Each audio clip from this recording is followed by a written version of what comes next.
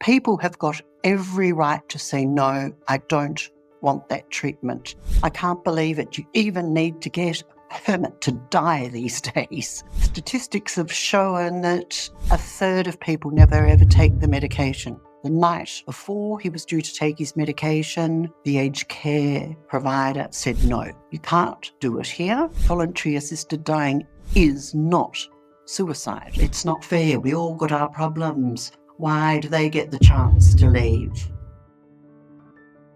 Don't Be Caught Dead, the show bringing stories of death back to life. Here's your host, Catherine Ashton. Today I'm speaking with Jane Morris, President of Dying with Dignity Victoria. Dying with Dignity Victoria's purpose is to relieve distress, helplessness and suffering for Victorians with untreatable, painful or terminal illnesses. Thank you for being with us today, Jane. That's an absolute pleasure, Catherine. Very pleased and very privileged to have been asked. Now, Dying with Dignity Victoria was founded in 1974 and it was formerly known as the Voluntary Euthanasia Society of Victoria Incorporated. And it was originally established as a law reform and education organisation.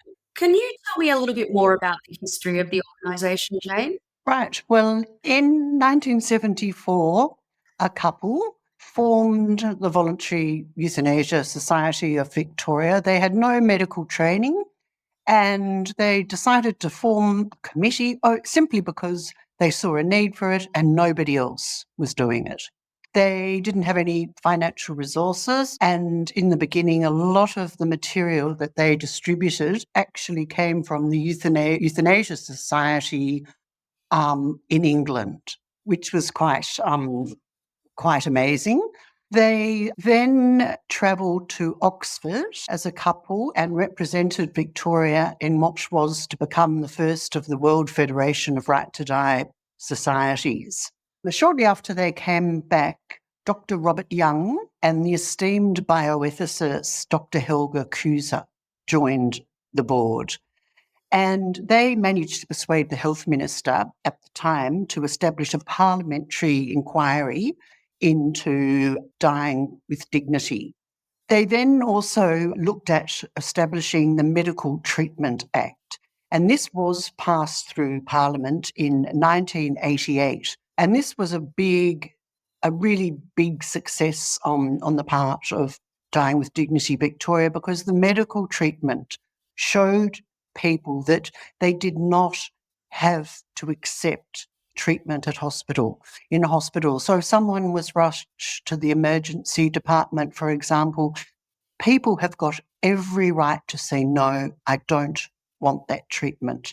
The Medical Treatment Act also showed people that they could appoint an enduring power of attorney, which was very, very important at the time. Soon after this, Rodney Syme joined the board, and as we all know, Rodney Syme led the way in Victoria, Australia, the world with his advocacy for dying with dignity. He worked extremely hard, and in 1995, Helga Kuser was invited to Canberra to give a talk to the Australian Medical Association. Now, it so happened that the Chief Minister of the Northern Territory, by chance, was sent a copy of her speech. And whilst on holiday, he'd packed a few papers in his bag, he reached out, found this paper, and evidently whilst he was sitting by a swimming pool, read it. He was so enthralled and amazed by what he'd read, and he instantly thought, this is my calling. This is what I'm going to do in the Northern Territory. So it was Helga Kuser that was the inspiration for Marshal Perron. And as we know, the Rights of the Terminally Ill Act was passed in the Northern Territory in 1995. 4 people managed to access assisted dying. And in 1996, the law was repealed by the federal government, the Kevin Andrews Bill it was called, and the option of an assisted death was no longer available in the Northern Territory. But Victoria did contribute a lot to that. That's interesting because I had no idea that any state had done that. Yes. Yeah. Well, look, the Northern Territory was the first jurisdiction in the world Wow. to have voluntary, well, when we say they did call it euthanasia, and it was done by Philip Nitschke. And it was quite controversial at the time because it was really non-medicalised assisted dying. So someone didn't have to have a terminal illness. They didn't have all these rigid eligibility criteria, which we have now.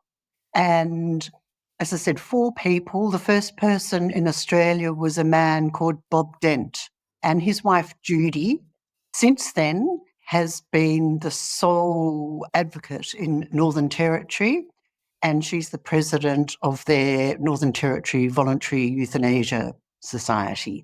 And it just is ironic that the first place in the whole world to have such legislation looks as though it's is definitely going to be the last in Australia. That was a huge thing. Another thing that Rodney Syme and the Dying with Dignity Victoria organisation did is there was a woman with dementia who was very ill. She didn't want to live. She relied on nasogastric tube feeding. And Rodney went to, I think it was the Supreme Court, and the Supreme Court handed down the decision that being fed by a nasogastric tube or a peg tube wasn't palliative care, it was medical intervention. And people could request to have that stopped. So that was a very big triumph for the organisation. The next thing then is Rodney spoke to the public about the many cases of people he'd helped die when the law obviously hadn't been passed. There were a couple of highly publicised cases. We look at one, Steve Guest, a man, I think he lived on the Mornington Peninsula, and he spoke on radio, and he had esophageal cancer, was in excruciating amount of pain, and Rodney helped him to die. There were other cases, and Rodney was amazing. He was never arrested. Once he had to face VCAT over similar charges, but there were no charges laid. So all this sort of showed the groundwork that an assisted dying legislation was desperately needed. Doctors were helping people to help patients in excruciating pain to end their lives.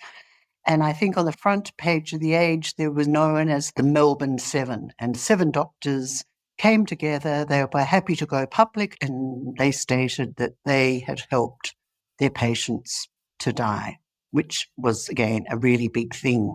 And what period are we talking about, Jane? This is probably about 2014, so it really wasn't that long ago. The next thing that Dying with Dignity helped and really advocated for was the Medical Treatment Planning and Decision Act. And this allowed people to make an advance care directive which was a legally binding document.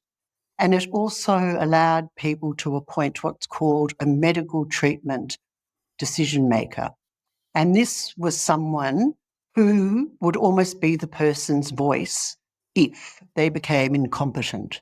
So this was another important bit of legislation which contributed to increasing the number of end-of-life options for people. Then we saw in 2015 an inquiry into end-of-life choices in Victoria, and Dying with Dignity put in a submission, 59 pages. And shortly after that, the Ministerial Advisory Panel was given the responsibility of forming a framework, a draft for a voluntary assisted dying legislation. And as we know, there were lots of public consultations, a lot of debate in Parliament. It was a very polarising issue. I was very lucky to attend every single minute of it. And To this day, I still get quite emotional about it. Politicians who spoke, some of them gave the most heartrending stories. They selflessly shared stories of the most horrific deaths of loved ones. And still to this day, some of those politicians, I really don't know what political party they were affiliated with. It was the person that really made the impression. They were allowed to have a conscientious vote. It was just wonderful to see that personalised side of politicians. As we all know, You don't really get an opportunity to see that, do you? no, we had a 50th year event which we celebrated at Parliament House 2 weeks ago, and we invited a couple of those politicians who've since left politics, and it was just so emotional. In fact, even now I get a bit of a lump in my throat thinking about those stories, which were so incredibly persuasive and needed to be told because, fortunately, not everyone's gone through such horrific situations. And to just hear these politicians talk with such raw emotion, as I said, was a very, very powerful thing to be present for. As we know, the Victorian legislation was the first, it passed successfully by 4 votes. It was a very volatile, very emotive debate. And in order to see the legislation passed, a lot of safeguards and amendments had to be agreed to. It really got to the state whether either these were agreed to or weren't agreed to, and there'd be no legislation.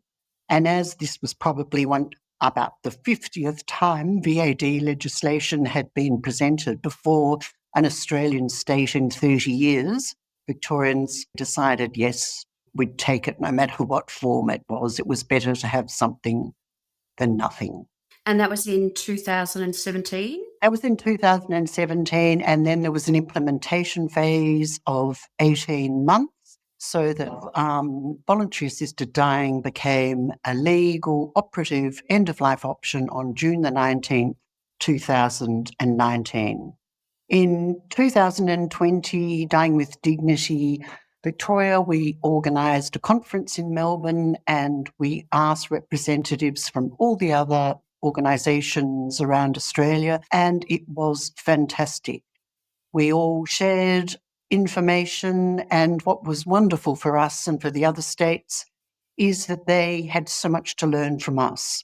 They were able to see what happened in our parliament, see the safeguards or amendments we'd had to agree to. And as it happened, we saw this then rapid succession of passage of legislation in the other states.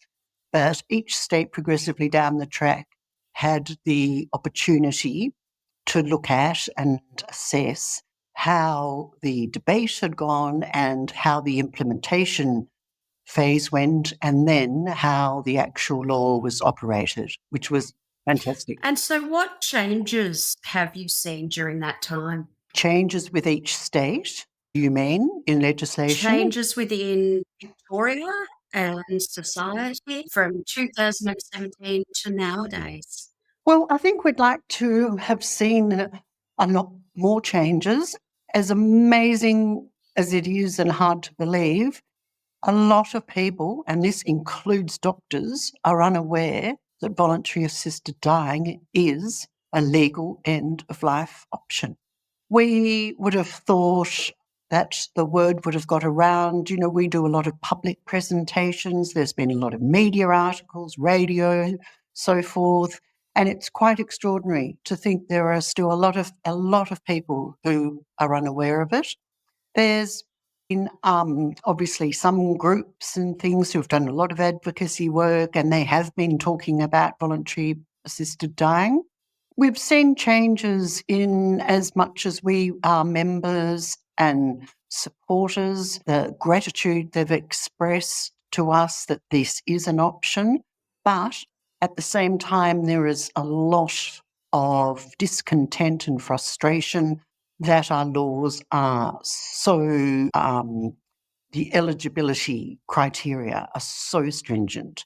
In fact, when legislation was passed, our legislation was referred to as the most stringent in the world. And can you talk me through what that looks like? Like, what is the process? What is voluntary assisted dying? What's the eligibility criteria? If you can talk us through that, that'd be great. Yeah, sure. Well, it's quite a complex process, so I'll try and summarise it as simply as I can. In order to be deemed eligible, an individual has to be over the age of 18.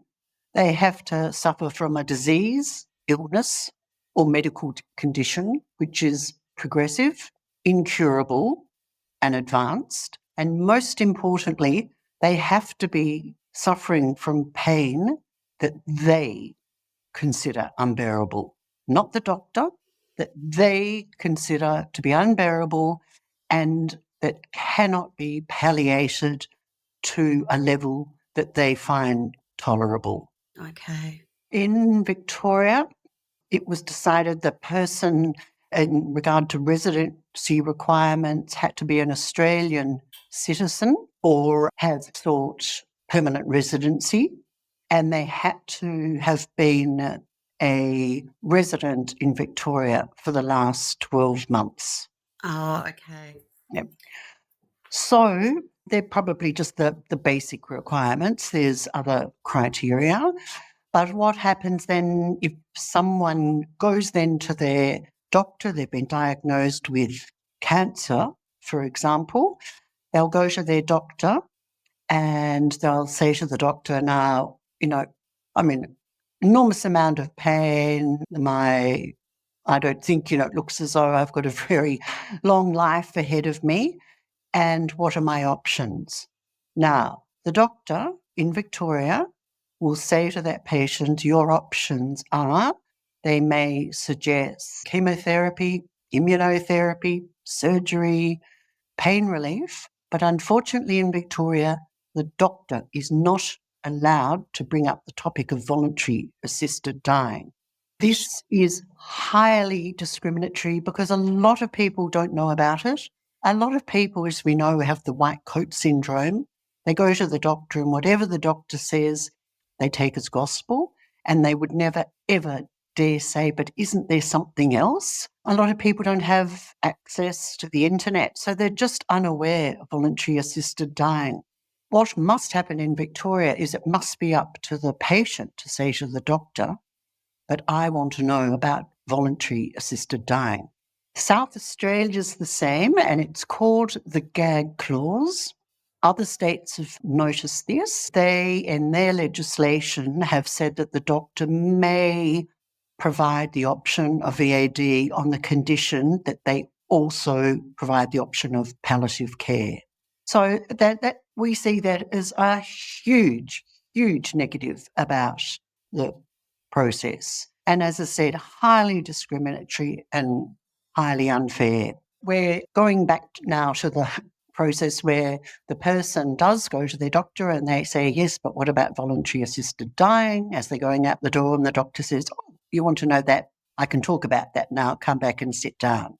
So Right. the person will get some information and they will then talk about it with their doctor, and they can then make their first request, a verbal request for voluntary assisted dying, and the doctor will then see them at a later stage and make an assessment of them.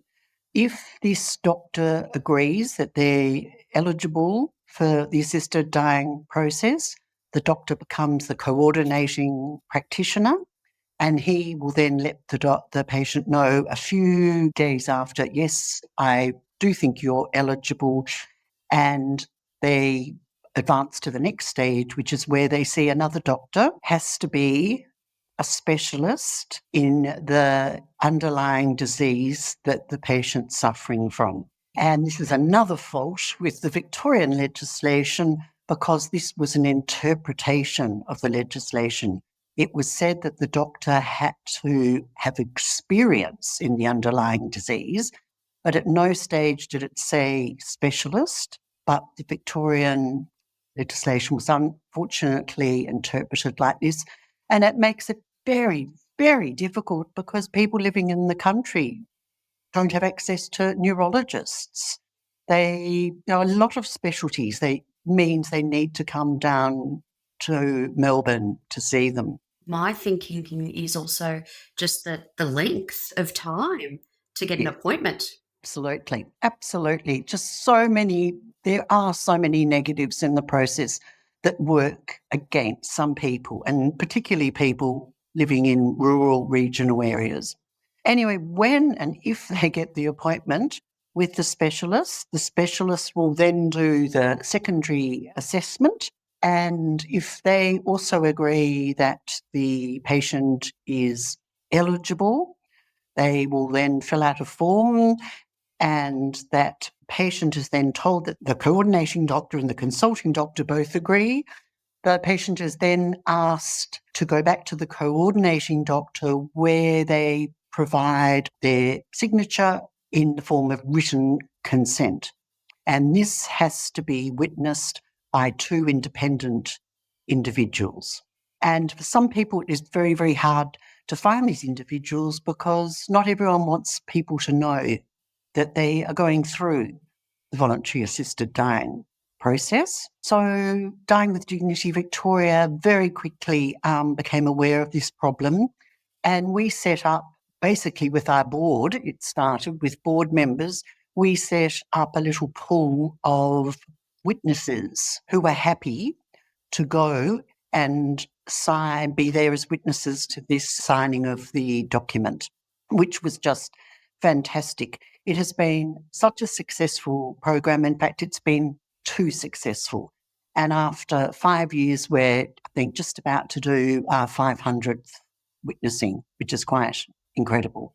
Anyway, once that is done, all the paperwork is then sent into the Secretariat, and it is all looked through, make sure every I's dotted, every T's crossed. And if the health department is happy with everything that's been done, the patient is then sent a permit. As one lady said to me, I can't believe it, you even need to get a permit to die these days. How long does this process take on average? Well, it can, theoretically, it could be done in 10 days, but usually it's a couple of weeks. Yeah, right. Once the person has the permit, the doctor can then write out the script for the VAD substance. The script is then sent to the Alfred Hospital, where the centralised pharmacy is. We only have one pharmacy in Victoria.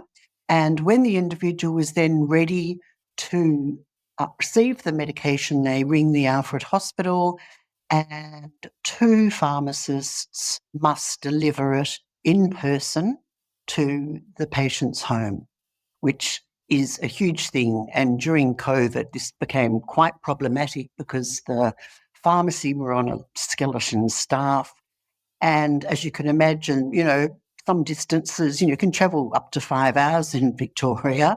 Yeah, I'm just thinking regional areas. Yes, it was a huge waiting time, and there were some horrific cases of people waiting and waiting. It was very unfair. The other thing that I didn't mention is in Victoria, the default method of assisted dying is for a person to ingest the medication themselves. Now, for some reason, if a person is unable to do that, and I'm talking about perhaps motor neuron disease or some disease, illness where a person can't physically raise the medicine, the cup, to their mouth, which they have to do themselves, the doctor can then administer the VAD substance intravenously via a cannula. Okay, so that is permitted. Yes.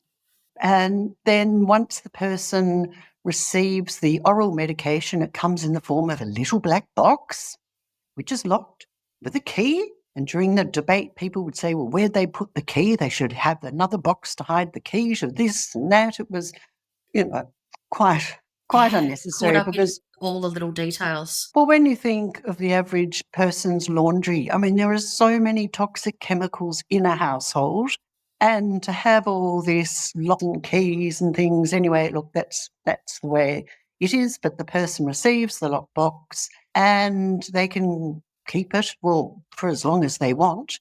And statistics have shown that a third of people never ever take the medication. The relief they get, the feeling of empowerment of having that medication there, knowing that if their pain gets too bad, they don't have to go through some arduous process. They don't have to go and visit a doctor. They've got that medication there. And I think that's a very, very important aspect of the whole process, the power it gives to the individual. And that, because I'm just thinking about when I've suffered pain, it's generally in the middle of the night, in the darkest hours of the morning. So I could imagine it would be quite a relief to know that there is an option there when someone has a life-limiting illness and they are experiencing that. Absolutely. And I think just the fact that we've got voluntary assisted dying legislation in Victoria provides that same sort of relief to people, even if they're not sick. People who've got history of motor neuron disease in their family, people who've got histories of other hideous diseases, obviously are consumed with concern that that'll be them one day. But now at least they've got that small comfort of knowing that if they do succumb to this disease, they do have the option of ending their life and not having to endure a prolonged, unbearable, painful death like they may have witnessed with loved ones previously. And the thing that I recall about when it was going in the front pages of the newspaper was the amount of celebrity support for the campaign across the nation. I don't think I've seen anything like that since, to be honest. Yes, look, it's fantastic. I mean, we, Dying with Dignity Victoria, had campaigned, as you know, said since 1974. Yep. And I always liken it to we were the first domino to fall. Now, we'd done so much work to unsettle that first domino, but along came Go Gentle Australia and Andrew Denton, and he gave it that celebrity nudge, and the thing fell over in a matter of seconds. So it was wonderful to have that. You mentioned celebrities. I mean, that is happening a lot in the UK at the moment. I think the daughter of Diana Rigg, we've got Dame Esther Ranson, I think it is, Archbishop Lord Carey, who was vehemently against VAD, changed his mind. And they're probably some of the most powerful advocates, people who have spoken out saying, no, they disagree with it, to then publicly back down and say, I've changed my mind, is a very, very powerful form of advocacy, I think. And given you've just had your 50th anniversary, Yes. what are some of the milestones you've celebrated, Jane? Well, it so happened that on the 50th anniversary, we managed to book Parliament House on June the 19th, which was exactly 5 years to the day since the implementation of VAD. Oh, amazing. And Parliament was sitting, so we got a few MPs coming in. I think we've achieved a lot. As I said, we've helped get those pieces of legislation passed in Parliament. I think we're starting to help people with death literacy. I think the talk of death is now becoming more commonplace at the family table. We have developed, and at the moment it hasn't been officially launched, but a young ambassador program, which I am so very, very excited about, because when we go and we give presentations to the public explaining about voluntary assisted dying and advanced care directives, we often find that it's a sea of elderly people, Zimmer frames, walking sticks, wheelchairs, which is fantastic.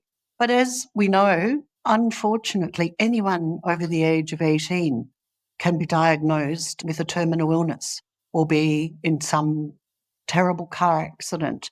They need to be aware that these things can happen to them and that by simply talking about it and making plans in the event that this does happen, they can help their family so much, because nothing is worse than when someone, it doesn't matter if they're old or young, is suddenly rendered unconscious and people have no idea of their wishes. We've seen a lot of infighting. There's been several cases in the US which went on and on for years of one particular woman, I'm sorry, I can't remember her name, but was in a car accident, and her fiancé said, well, if ever she was rendered unconscious, like in a permanent state, she would have remained like that for the rest of her life. She would have wanted life support to be removed. Her parents were very devout Christians, and they said no. They wanted her to live. So I think the life support was removed, then it was back the next day, then they went to the court the next day. And there are cases like that, whereas if this poor woman had simply written out and stated her wishes, or what we're even starting to suggest these days, even make a video of what you want, I think a video is more powerful and it can't be sort of interpreted ambiguously. And if you state what you want, and more importantly, what you don't want, I think that's that is very important. And also for the doctors who are looking after you, a lot of them find it very hard to make calls on what type of care to deliver. And it would be much easier for them if they could confidently deliver care to you that they know you had requested. And tell me, Jane, what's the difference between an advanced care directive and an advanced care plan? Right, well, that's a very good question. An advanced care directive is a legally binding document, and it is usually witnessed by a doctor and another adult. It is made of two parts, and the first part is called an instructional directive. Now, this is usually made by someone who may have, and here I am using motor neuron disease again, but may have motor neuron disease. So they will fill out the medical and provide medical directives of what they would like or what they wouldn't want. Strict instructions regarding specific medical treatment. They may, for example, someone might say that they don't want to be resuscitated. They might be a type 1 diabetic who might say, if I get to that stage, I don't want to take my insulin. They may be on renal dialysis. They would say, please, stop the dialysis. They may be on medication for blood pressure, cardiac issues. There's really a plethora of reasons, but people would say directly, tick a box saying, I do not want that particular treatment, knowing it will end my life. The other part of the Advanced Care Directive is the Values Directive. Now, this doesn't give specific instructions like the first part.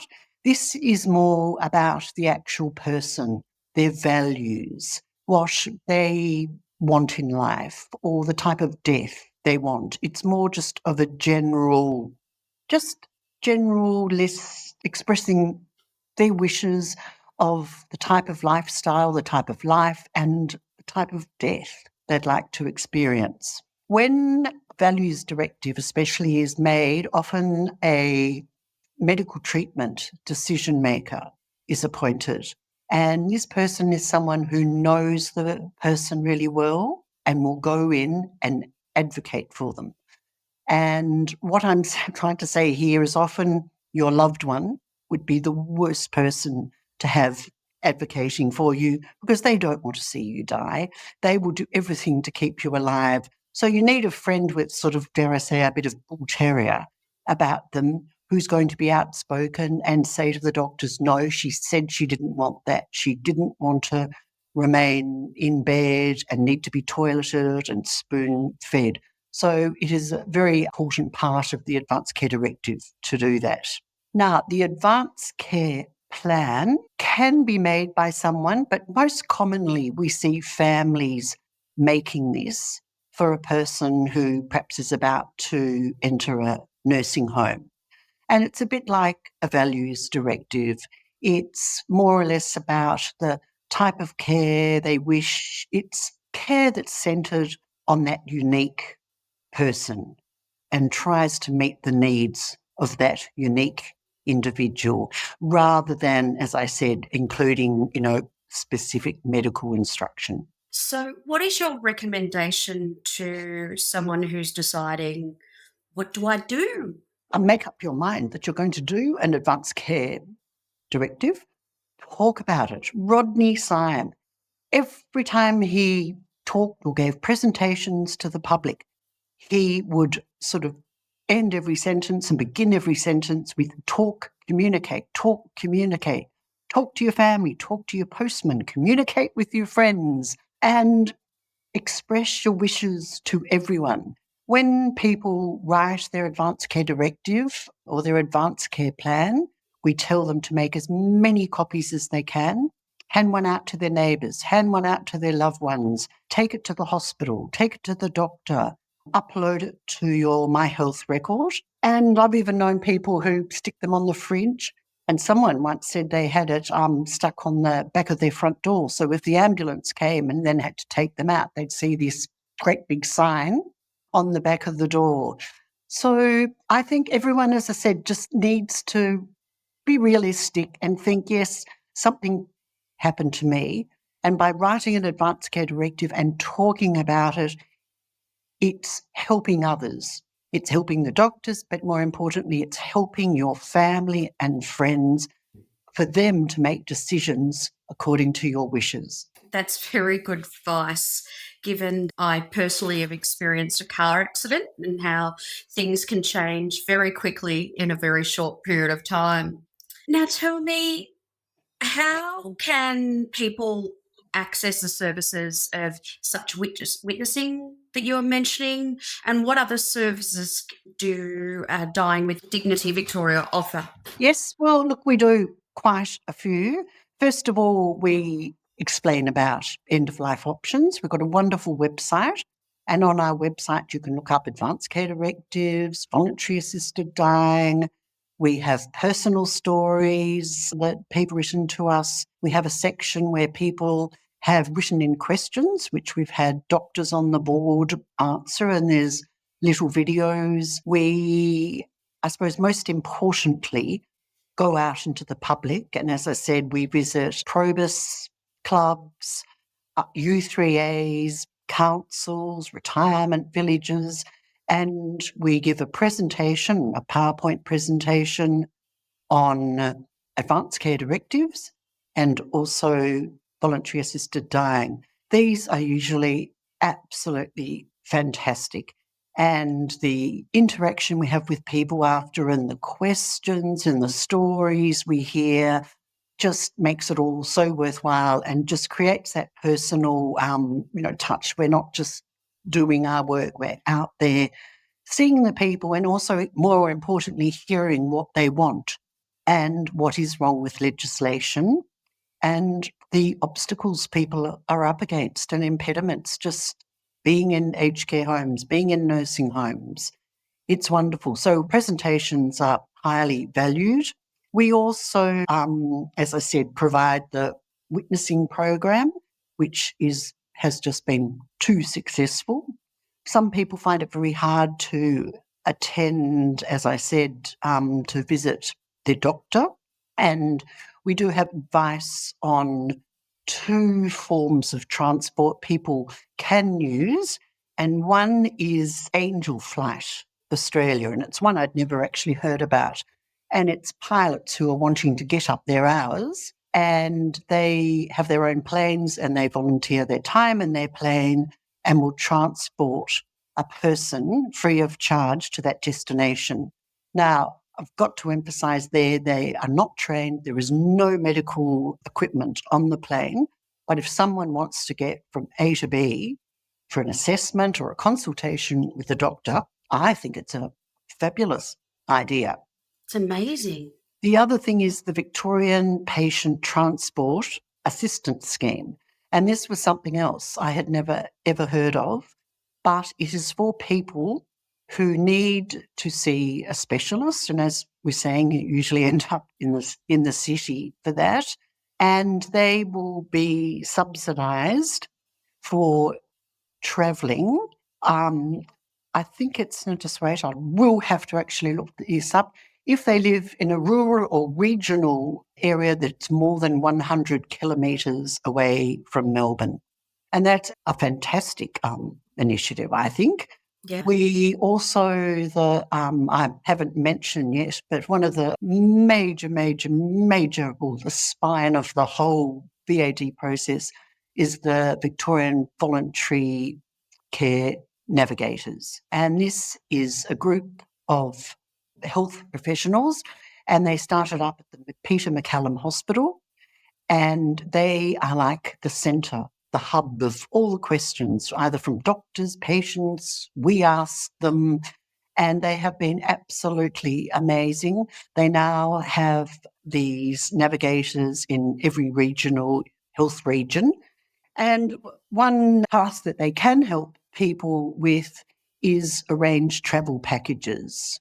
Some people, might cover the expense of coming in the train or whatever. So look, there are options for people, and it's great that we can have them listed on our site, and it's not just sort of word of mouth. Someone happens to hear about something that they can look up.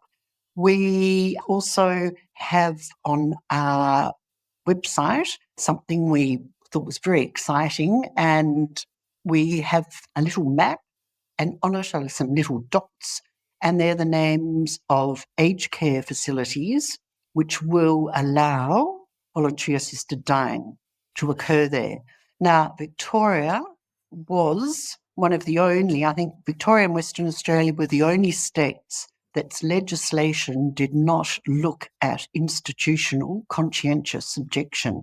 And as many palliative care and aged care facilities are faith-based, they showed absolutely no interest in voluntary assisted dying.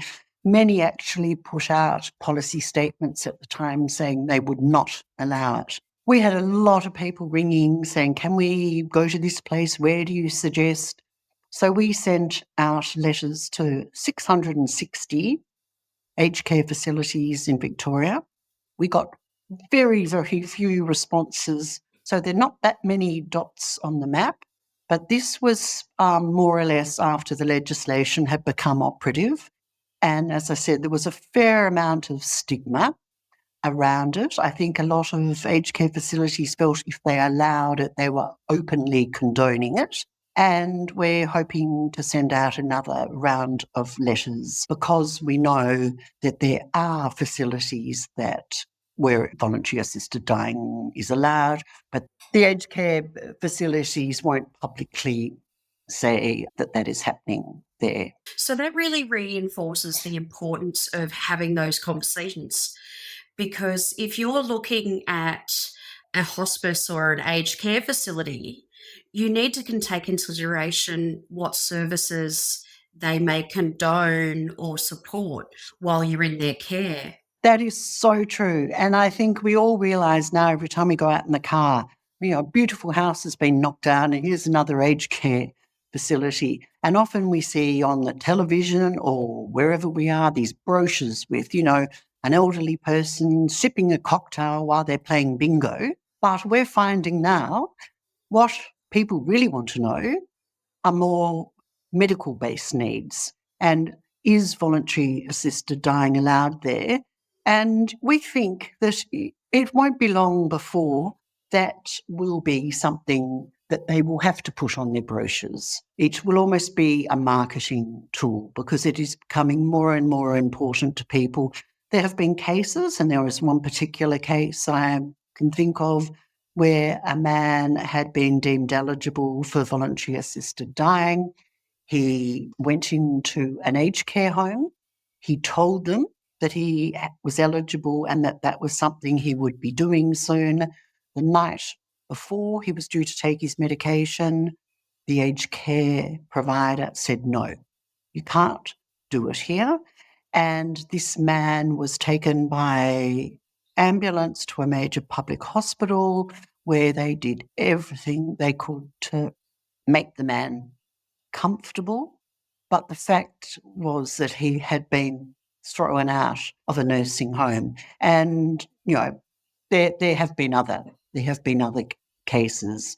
So this institutional objection is something that really, really needs to be more transparent.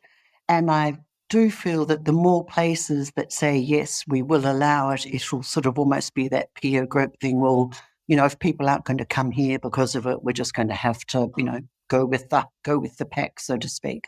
And you mentioned the connectors. And they're in each regional centre or regional areas now, are they? Oh, sorry, the navigators. Navigators, Yes. thank you. Thank you. Voluntary assisted dying statewide care navigators, yes. Fantastic. Now, whilst I'm speaking about voluntary assisted dying, I seem to sort of focus a lot on the problems, but we do need to remember there are some wonderful cases and stories that we hear in which people can only describe the death as beautiful, peaceful. There's one particular story that always stays in my mind, and it was about a lady who lives in Warrnambool and her father. Her father lived alone. He grew sunflowers and he had a dog called Dudley. Dudley was actually a female greyhound, but didn't do very well at the racetrack, hence the name Dudley. Oh, that's very Anyway, funny. he was diagnosed with cancer.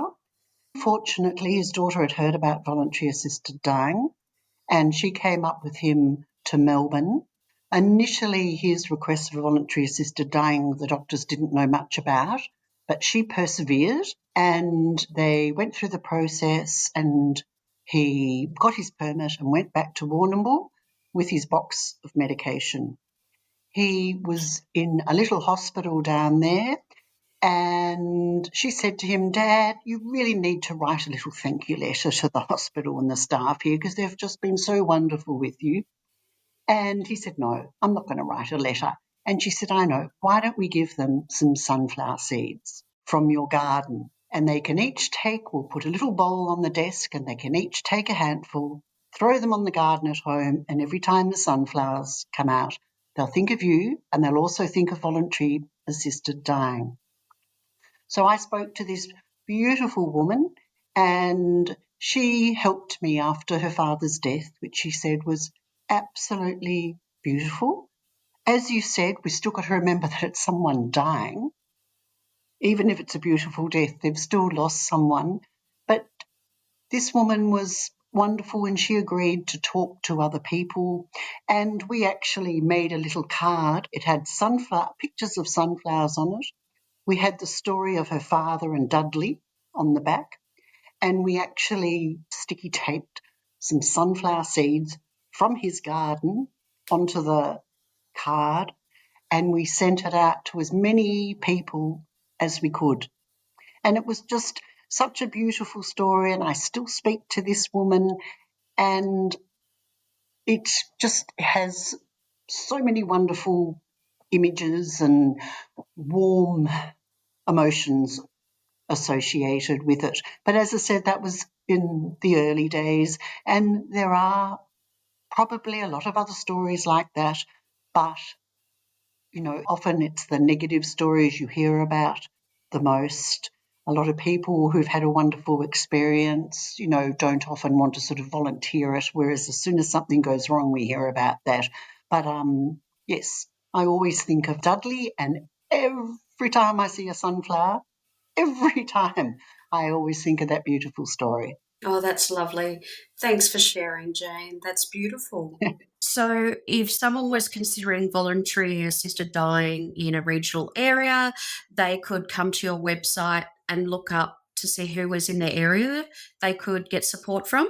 Yes, or even we would suggest it to them and we would give them the name of their area and give them the phone number of their navigator. A lot of people ring the navigator service when they go and see their doctor and ask the question, do you support voluntary assisted dying, or will you help me? And the doctor says no. Now, I seem to be criticising our law at every turn and corner. No, it's just the current state of play. But the doctors in Victoria can conscientiously object themselves, but there's no legal requirement for them to refer the person onto another doctor, tell them where to go, where they can find more information on our VAD providers. So that's where we get a lot of phone calls. Our general manager in the office will often get a lot of phone calls saying, I've tried this doctor, tried that doctor, and we will refer the person then to the navigators who have an extensive knowledge of doctors who are very willing to be involved in the process. And I really take my hat off to some of these doctors because they're not remunerated for this process. And a lot of them are taking terminally ill patients that they've never looked after just for the voluntary assisted dying process. I can understand doctors that, have looked after their patients for years and years and years, but it is a big thing, I think, to take someone on in that terminal stage and you develop a very, very intimate relationship. And I think it must take its toll on doctors. I'm sure it does. And tell me, how did you get involved, Jane? Well, I'd always been a big advocate of assisted dying. When I was at uni doing science, I think Peter Singer put out his book Animal Liberation, and it talked about animal euthanasia. And I remember one or two deaths. Well, my grandfather had dementia and was in a nursing home and just, rotted away. And I remember thinking, why can't people have choice? We used the term euthanasia in those days, but obviously it's one we steer clear of nowadays because it has, so many connotations with World War atrocities. And anyway, was something I really started thinking about. And then I started attending a lot of public lectures on it. When Rodney Syme joined the VAD, the Dying with Dignity Board, he was involved in a lot of debates and lectures, which I went to. I then went back as a mature age student and did a Master of Bioethics, which I just loved. And the component dealing with assisted dying all over the world was just amazing.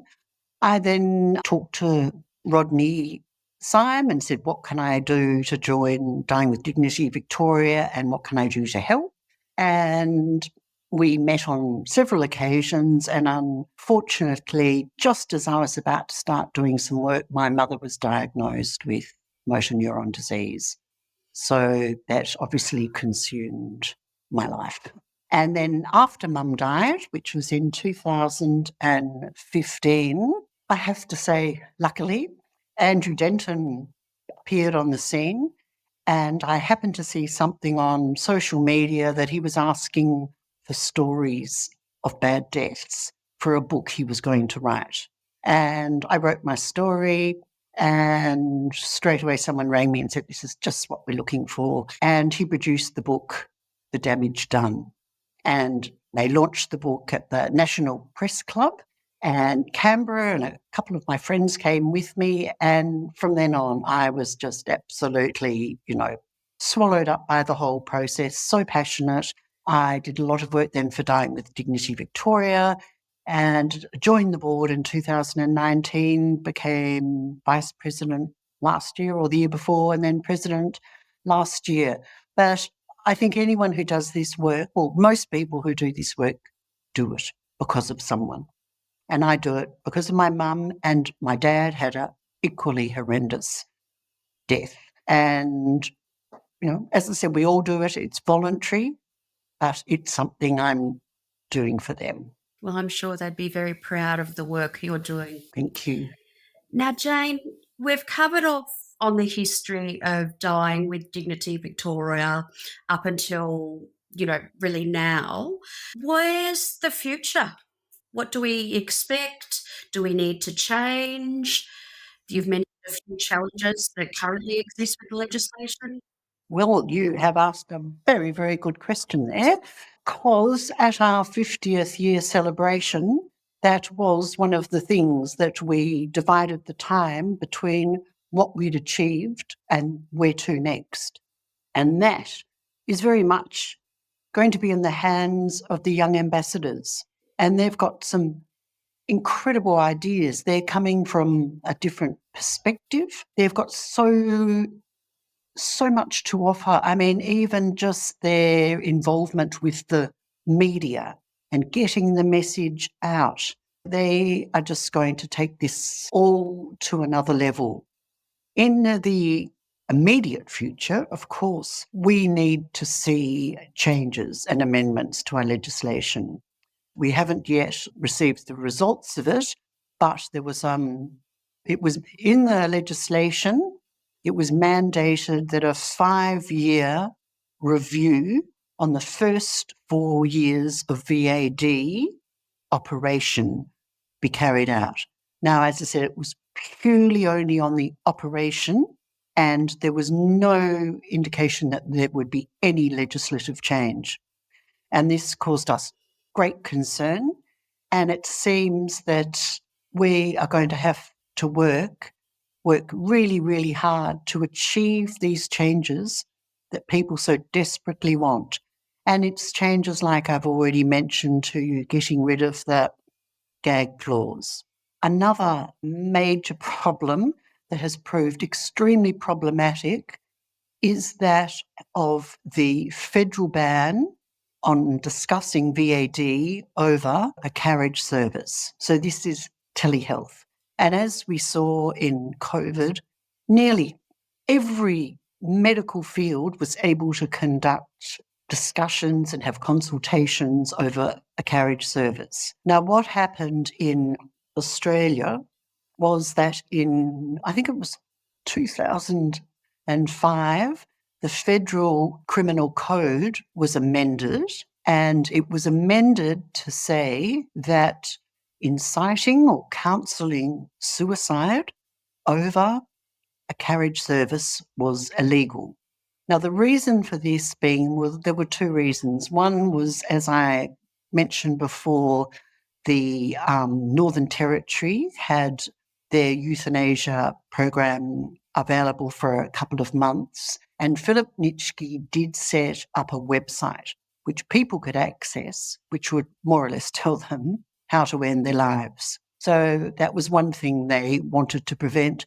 The other thing was, at the time, there was a lot of this formation of chat rooms, and people were very concerned about the idea of suicide ideation. So all this this amendment was made to the criminal code, and voluntary assisted dying wasn't even on the back of anyone's mind. Voluntary assisted dying became operative in June 2019, and a few weeks after it became operative, the health department reached out to doctors who had done the training and were seeing patients and told them that it was illegal for them to talk on the phone, on the internet, anything, any carriage service to discuss VAD. Now, there's a hefty fine, and I think they lose their license, and probably it's a great deterrent for a lot of doctors, especially rural doctors. It is an incredibly discriminatory piece of legislation. There's people in the country, they can't always be travelling vast distances. Some people are bedridden because of the pain. They might be hooked up to so much medical equipment. And we heard of one person who travelled for hours lying in the boot of a car because they couldn't sit. I've heard of another person whose pressure sores were so raw to the bone that they had to lie down on a water mattress. Just absolutely cruel. So we would love to see that changed. One of the doctors on our board, Nick Carr, actually went to the federal court last year and contested the reason for why it's banned by saying that voluntary assisted dying is not suicide, because that was their rationale for not allowing it to be discussed, was that they said it was a form of suicide. Now, I could probably go on for hours and hours and hours explaining the differences between the two, but unfortunately, Nick lost his case. He wanted a judicial interpretation of what suicide was in relation to VAD, and the judge, when she handed down her decision, said she thought it was suicide. So all the states have worked together for years. We've written to our attorneys general, federal attorney general, health ministers, and at the moment, all to no avail, but it's something we are all working very, very hard to achieve. And is that getting that change of definition? Rather than definition, it really would just involve just one insertion into the criminal code of VAD is not suicide. A lot of states actually saw what happened in Victoria and Western Australia, and they put clauses in their legislation saying we do not consider VAD, to be suicide. But as we all know, federal legislation does override state legislation. So at this moment, there has never been a charge laid against a doctor, but it is always in the back of their minds when they are conducting such conversations. And it's not even necessarily, the assessment process. We believe, obviously, that the doctor and the patient need to have at least one face-to-face consultation and an assessment. But in a procedure like this, there are many, many follow-up calls, as you can imagine. You don't sort of meet with the doctor, decide, yes, we'll do it, and then that's it. In the wee hours of the morning, you'd have 1,000,001 questions on your mind which you'd want to ask your doctor. And it's just not feasible to expect a doctor to travel miles to see a patient, or for a patient to get in the car each time they want to ask a question. So, as I said, it's a huge problem, and it's one that is affecting all jurisdictions in Australia.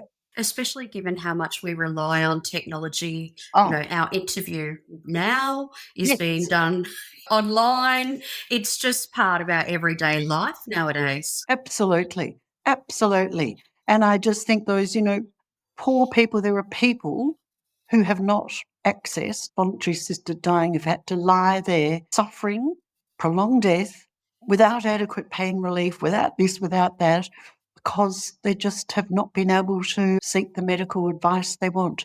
And I think that brings us back full circle to what you were saying when the politicians were being human and telling those stories.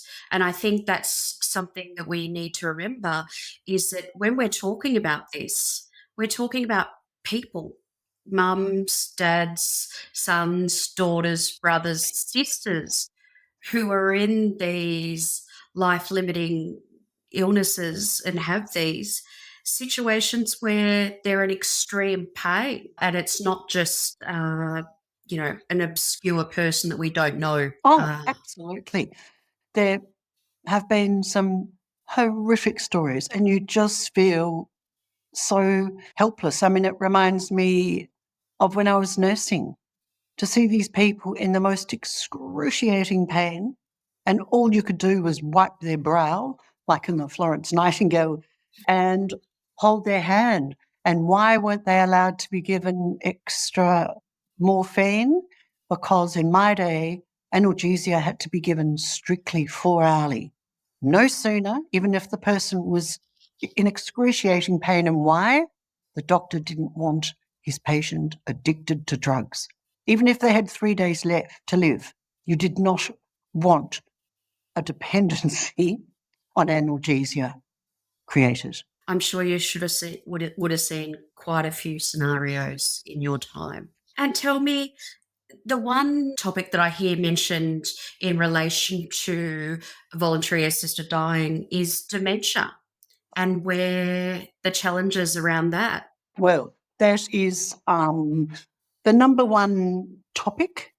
It is of overwhelming concern to people, to our members, to our supporters. Every time we go out into public, people's first question is, why are people who are diagnosed with dementia ineligible for voluntary assisted dying? Now, the way our law stands, there are two reasons why. One is person must retain decision-making capacity, be fully competent through the entire VAD procedure, right up until the moment of the ingestion of the medical substance or when it's administered by the doctor. Now, as we know with dementia, a lot of people lose decision-making capacity. So that is one reason. The other reason is all the Australian states in their legislation have a time until death prognosis. Now, this means that someone must, when they see their doctor, the doctor must say that the patient will die within 6 months. Or in the case of a neurodegenerative disease like motor neuron disease, they're given 12 months. Now, it is very, very hard for a doctor to make a prognosis, and quite often a doctor is fearful that he'll make a wrong call, and what he calls 6 months, the patient may only have 6 weeks, and in some cases it's too late to do voluntary assisted dying. Now, patient with dementia is very, very hard to make a prognosis, and people can live between, up until 7 years, even longer. So the idea that they must retain competency throughout until the time of death, and the fact that they can't be given a less than 6 month time frame until death is a huge obstacle in the dementia path. Now, look, we realise it's going to be a very, very long, a very contentious and a very, very complex journey going down this path. However, we owe it to our members, our supporters, the public. If this is what is concerning them, we've got to have a look at it.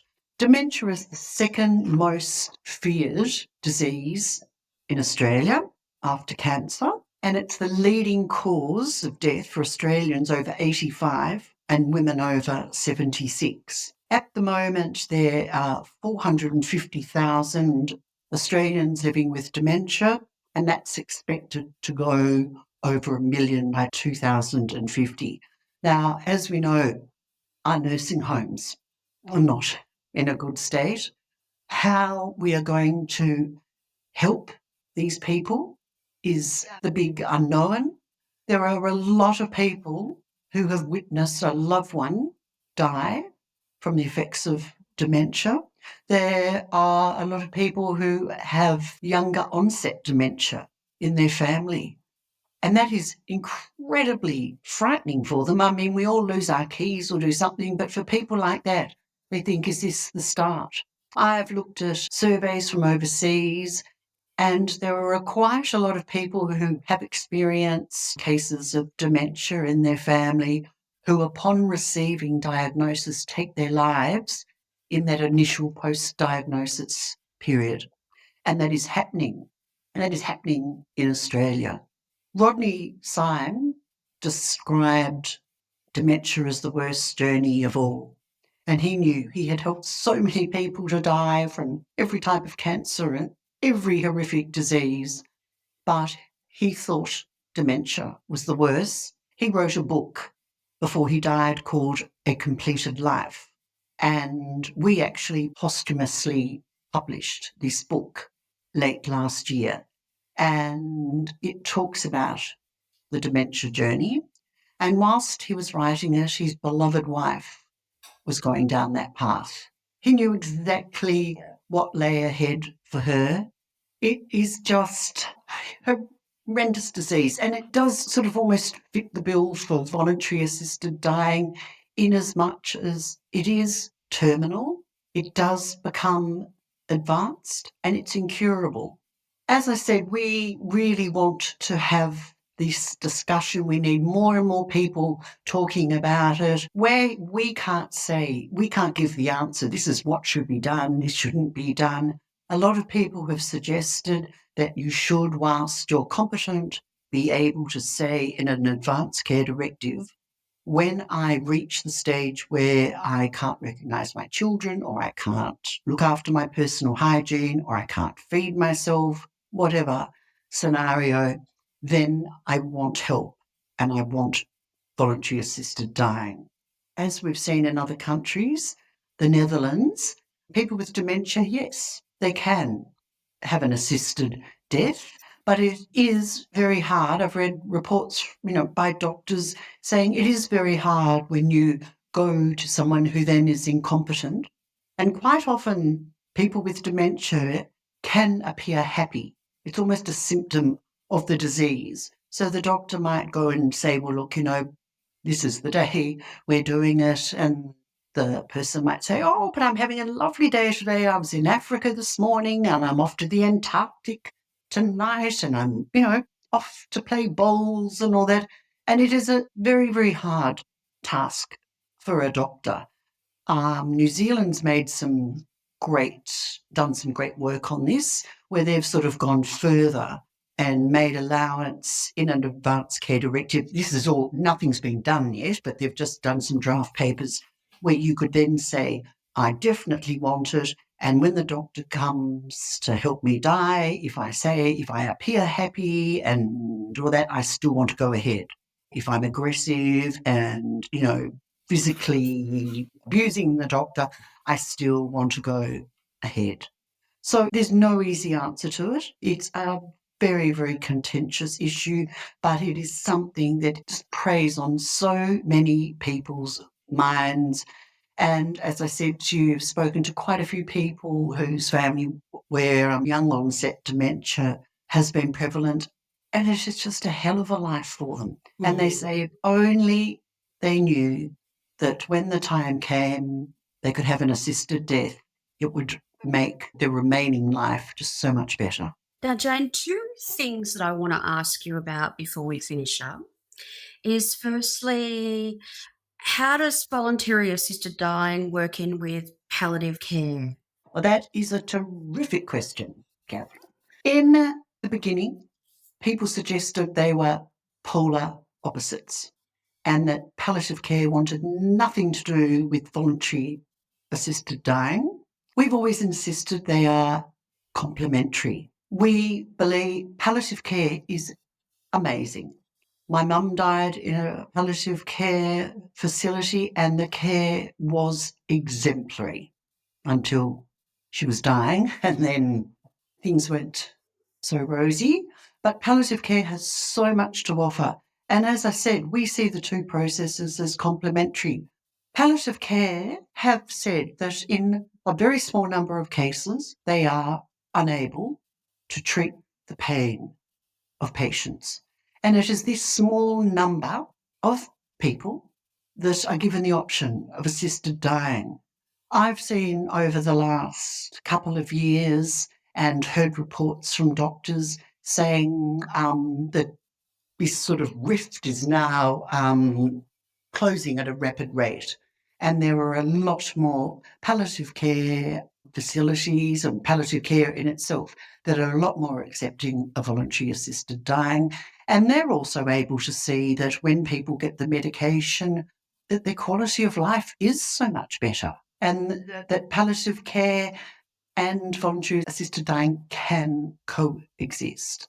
And tell me, we've talked a lot about the process, about voluntary assisted dying, but at the end of the day, someone is still dying, and Yes. there is grief associated with that.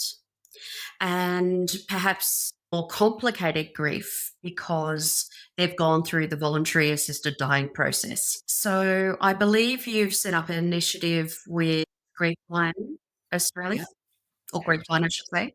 Grief Line, yes. We noticed after voluntary assisted dying became operative that there was just no help. In fact, I attended a witnessing one time and there was a man whose wife was going through the process. And as I was leaving the building, their home, he said, we're not telling any of our children or grandchildren or anyone about what we're going through. And I thought, my God, I got home and I thought that man will carry that burden around for the rest of his life, he needs to be able to talk to someone, even with anonymity, but just someone who's been through a similar experience.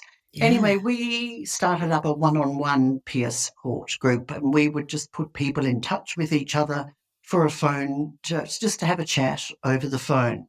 But what we did find was that a lot of people really wanted to join a support group. So last year, we collaborated with Griefline to form this pilot program looking at supporting people who had helped a loved one through the VAD process. And we've had a couple of sessions that have run. Each session is 6 weeks, and there are a couple more to occur. The whole topic of grief, and I'm sorry, I am going to look at some notes here, and I No, it's make fine. no pretense that I am a grief counsellor or anything like that, but obviously we pick up a lot from people and family members when we speak to them. And as you said, the whole concept of voluntary assisted dying lends itself to what can be a very different grief process. For a start, not many people can say, next Tuesday morning at 11 a.m, I'm going to die. And if they share that with their family, people automatically start grieving, this anticipatory grief. Some people use the time, they may want to have a party to send that person off with, and will sort of really keep themselves busy. And then it happens and it's, oh, I can't believe that person's actually died. We were celebrating a death. As we know, not all people agree with VAD, and there can be a huge amount of diversity of opinion within a family that can lead to a lot of conflict. I myself think one of the most beautiful acts of love come from people I've heard who have said, I really don't agree with voluntary assisted dying. I love my father, my mother so much that I was willing to support them. And I think that's a remarkable thing to do. Some people don't understand the reason why people are seeking voluntary assisted dying. Perhaps they're interstate, and it may not be until they actually see the person and the amount of pain they're in that then they will be more accepting of the assisted dying process, and this will then help with their grief process. On the other hand, there are people who go through the process and their pain isn't that apparent. It's almost an invisible pain. And that is very, very hard for some people to understand. Well, why do they want to die when they look all right to me, type thing. There can be a lot of resentment by loved ones. In fact, the resentment can turn to anger in as much as people can interpret what a person seeking VAD is doing is actually choosing to leave them. They're being neglected. Why? Why would that person want to leave us? Why should they? It's not fair. We all got our problems. Why do they get the chance to leave? There are reports, and we've talked to people who didn't know their loved one was going through the voluntary assisted dying process and have found out after. And that obviously would be a terrible experience. You'd feel as though you hadn't been trusted. You'd look back at your relationship and think what went wrong. These are just little examples of the different experiences people have, which you said, complicate the grief process. And Jane, do you think having open conversations and talking about in advanced care plans or advanced care directives, even just like you were saying, having the conversation, would alleviate some of the challenges around the process? Well, I think that's one of the really big positives of it, is that families do have the chance to talk about it. They know that this is what their loved one wants. They have the chance, which a lot of people are denied, to be able to sit round the bed and talk. can share stories, share that last laugh. A lot of people, I think, probably find the grief process a lot easier when they know that this is what that person wanted. And it's like I was saying before, if you haven't written an advance care directive, you don't know when you agree to some medical procedure, would that person have wanted it or wouldn't they? And do you think that as we talk about it more and it becomes more publicly known and more talked about, and we move away from the negative language that we've had in the past, that it's no longer will be associated or perceived as something such as suicide or negative like euthanasia, but it is actually a medical option, and it is very much medically something that someone chooses. Oh, I think without a doubt. It's just going to be a matter of time. I know my dear friends are very tolerant of me as my family because they hear me talk the whole time. I get so carried away with it. And the other day I was out with a group of friends and one of them gave me a extra special big hug. Well, I said, "Oh, what's that for?" And she said, "For all the work you do." She said, "A friend of mine accessed voluntary assisted dying on Oh, Monday." wow. And she said, she said, "I listen to you, what you tell us all about," but she said, "I never really realised." Then a couple of days later, someone else we knew, the same thing. So I'm finding it's now really coming up a lot in sort of my personal life, conversation with friends, because people know someone. And, word of mouth is one of the best ways of getting the message across, but also word of mouth, we're talking about it, we're more comfortable about it. And, a lot of people saying, if only my parents could have accessed that. I think we'll get to the stage soon where we will look back in the dim, dark ages where people did suffer unnecessarily and prolonged deaths. I mean, we're medicalising life well, we can't even call it life, that stage of pre-dying. And I just think we have come so far already, and I don't think it'll be long before it is very commonly accepted process. Well, I have to thank you for the work you have done, because it is about end of life choices at the end of the day. And I think that that's the most important thing, that we would not like to see any loved one go through more pain than was necessary. And that we have this as an option is something that I take great relief in. So thank you, Jane. Absolute pleasure. Thank you so much, Catherine, for having me and inviting me today. Don't be caught dead forgetting to subscribe. And here are some more videos we know you'll love.